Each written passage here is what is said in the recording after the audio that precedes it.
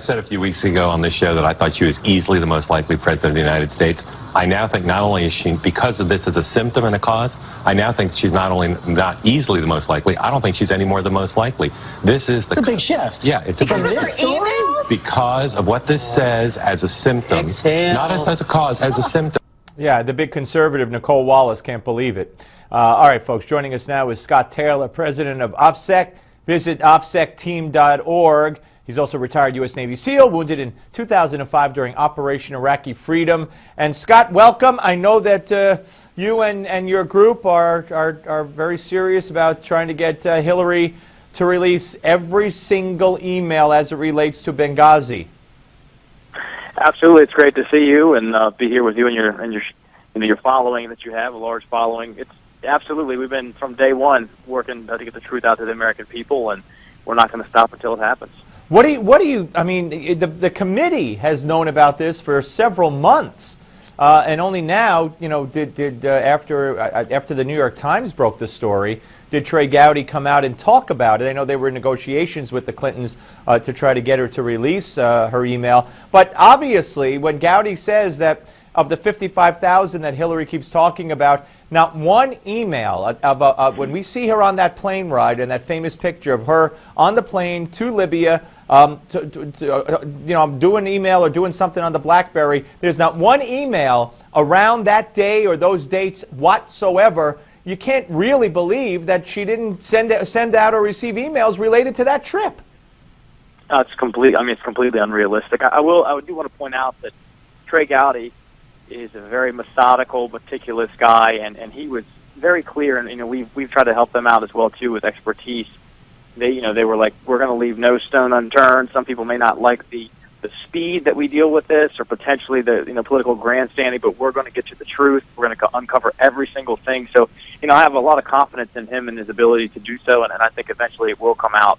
Even though unfortunately it's been several years now before we've gotten the truth, but I think ultimately it's going to happen. Yeah, and Democrats now are coming forward and saying this could be, as you heard Mark Halpern, a big liberal columnist and commentator, saying that this will hurt her. Dianne Feinstein said she needs to speak out about this. Do you have any confidence whatsoever that relying on Hillary to release the emails is the right way to go?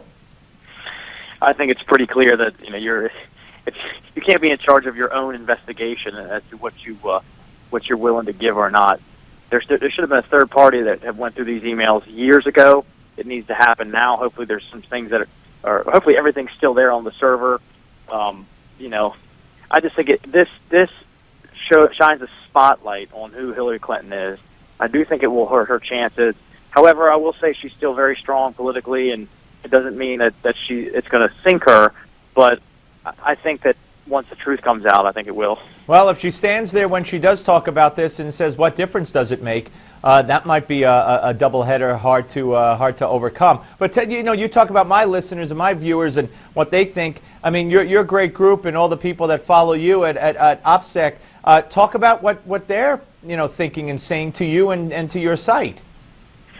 Well, folks are furious, and they're like, look, we knew this all along. She should be prosecuted, and I don't know what the letter of the law is if she has the potential to get prosecuted. But I will say, at a very minimum, it's highly irresponsible for the national security and the safety of this nation to have your own, on your own personal server, these highly classified, obviously classified information. So at the minimum, it's irresponsible. At the maximum, then there are some legal problems that she has here.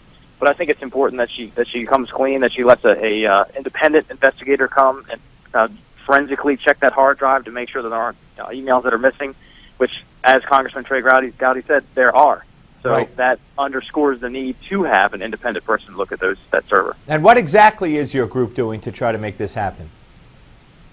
Well, right from the beginning, we were in Benghazi and dealing with that and asking for the truth, and going against the administration where they were covering up because we knew it smelled funny. As operators, as folks who were on the ground, we knew that they were covering this up to try to show that Libya was pacified in an election year. We spent a lot of time and effort and money increasing the signatures of congressmen so that we could get a select committee. Now that we have a select committee, now we're trying to help out the the select committee however we can, expertise-wise. Right. We have some very high-level folks who understand all the protocols and Well, the laws, Scott, procedures. Scott, keep up the great work. Great talking to you, and we'll speak to you again, sir. It's always a pleasure, sir. Thank you so much. Thank you. Scott Taylor, folks. When we come back, the Daily Closing Bell Report. Big Apple news today. Rob Williams will be here.